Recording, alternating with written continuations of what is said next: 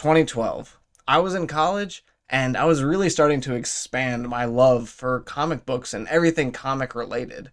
And as you can imagine, when I heard there was a show called Arrow coming out, I was really excited for it. And I loved that first season. In fact, I loved the second season too. I was so hyped for this show that I would stand in line at Hall H at Comic Con back in 2013, 2014, waiting to see Stephen Amell and the cast. So as you can see, I was hyped for this show. Then the third season came out, and I was in college watching this show on my CW app on my laptop, and it was a terrible app. It would constantly freeze. And I was still pretty much enjoying this show all the way up to and through the mid-season finale for season 3. But then in the mid-season finale, Oliver was fighting Ra's al Ghul and got stabbed through the chest and kicked off a 100-foot cliff. Obviously, my friends and I couldn't imagine how he comes back from this at that point, and we are speculating, throwing different ideas out, and says, oh, he's going to do this, he's going to do that. And we waited. And then, after the mid-season finale, we come back for the mid-season premiere, and we are shocked at what had happened to Oliver. The writers had literally retconned him in to surviving. He was not stabbed through the chest like we saw in the mid-season finale. That would have been too much for anybody. People would have died by that. So he was actually only stabbed in the shoulder, and instead of 100 foot, that's too far for anybody to actually fall. So he's gonna fall 20 feet onto a nice giant pile of snow. And it's pretty cold out there, so of course there's just a random person out there that is willing to drag his body back and kind of heal him up so that he can get back into the action. I couldn't believe what the writers had done here. They had literally written themselves into a hole, and then when they realized that there wasn't a great way out of it, or an easy way out of it, they said, nah, that didn't happen. He actually didn't do all those things, but that would have been crazy if he did, though. You know what I mean? But no, it wasn't that bad.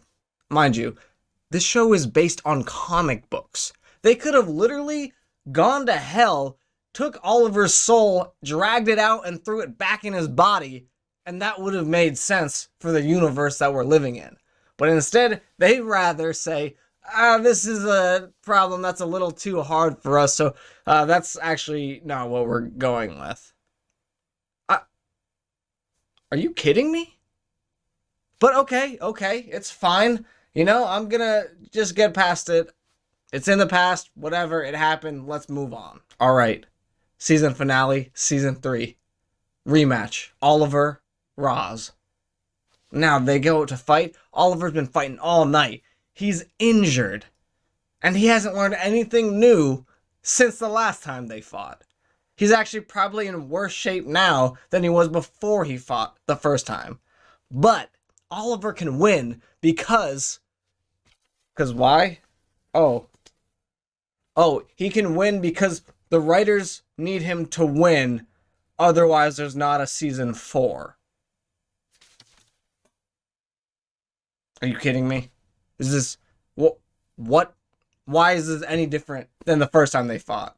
In fact, I think Oliver's in worse shape now. He should have been kicked to the curb 3 hours ago. All of a sudden, it was like someone took the rose-colored glasses that I had been wearing off, and I just said, what am I watching here? I said that in season 3 of Arrow, but of course, that wasn't enough for me, so I watched the next 2 seasons of Arrow, and I also watched the first 3 seasons of Flash before I said my safe word and stopped watching these shows. Later, I got to thinking, was this show always terrible and I'm just noticing it now that I saw that, season finale of season 3 and now I don't like it anymore? Or did something drastically change in this series to make me not like it anymore?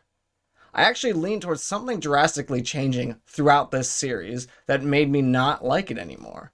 And I'm going to break it down for you in 5 points as to what I think changed in Arrow and the Arrowverse as a whole to make me fall off this bandwagon. The thing I think hurt this show the most, and a million other shows out there was that the writers don't have a complete story to tell. I think this show was written to be 2 seasons and end there. The first 2 seasons of Arrow were very tightly written, and they were all working towards Oliver complete his goal.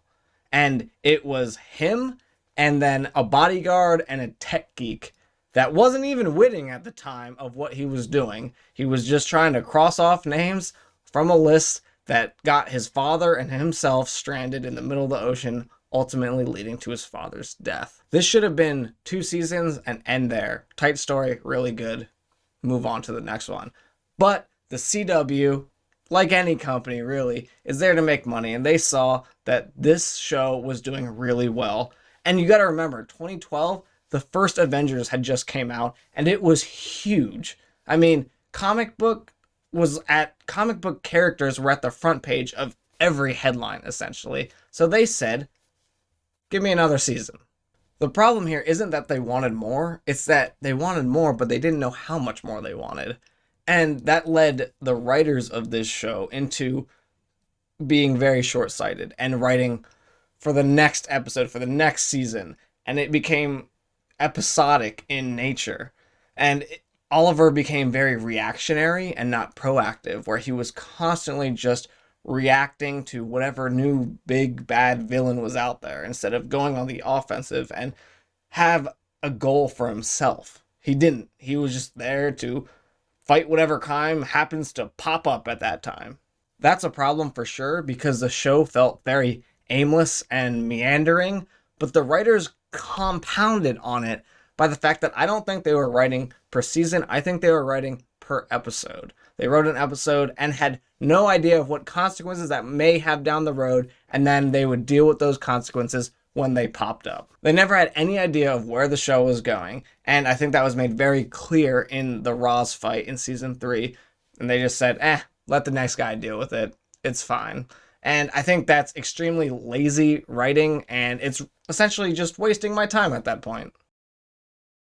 So not only did you have a aimless show with no point, but you had 24 episodes. That's a lot of episodes.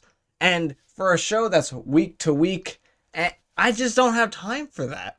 I would constantly fall behind in the show, and there wasn't a great way to catch up back then because there wasn't the online presence that there is today. But not only was there so many episodes, but because these writers had to fulfill a 24 episode contract, this whole series was just jammed packed with filler episodes that were there just to kill time so that they could fulfill their contract. And a lot of filler episodes with no point or any way to push the plot forward to an already long show just becomes boring and tedious.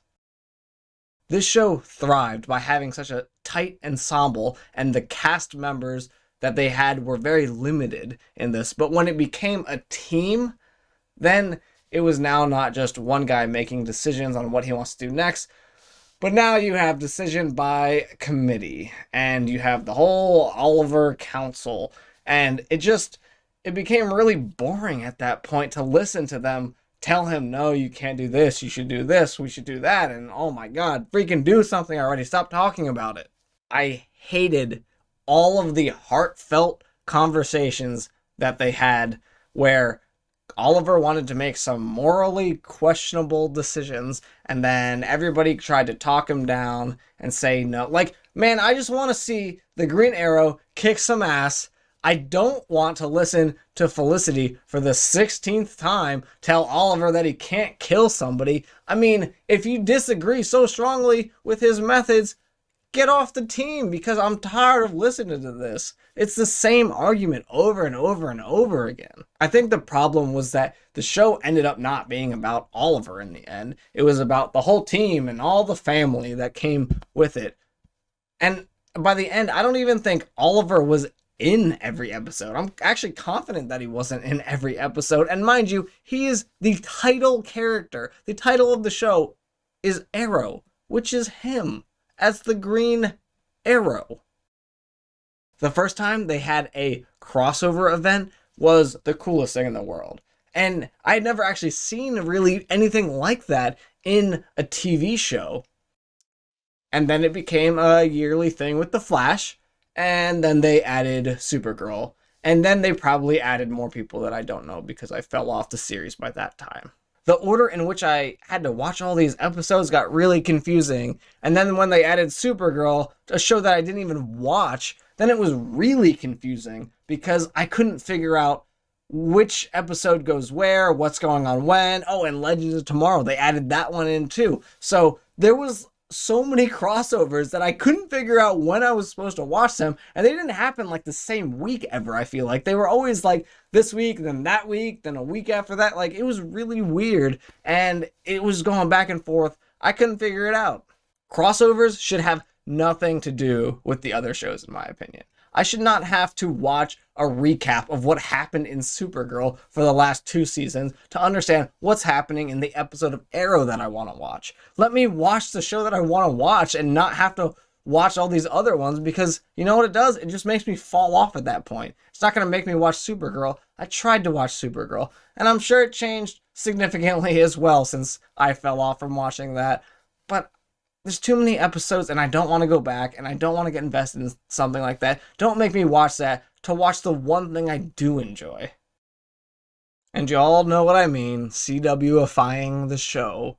Somehow, this premise, a brutal killer that comes back from hell to murder the people on the list that stranded him and his father, turns into how we can get through all of these issues with the power of friendship. And I just hated that.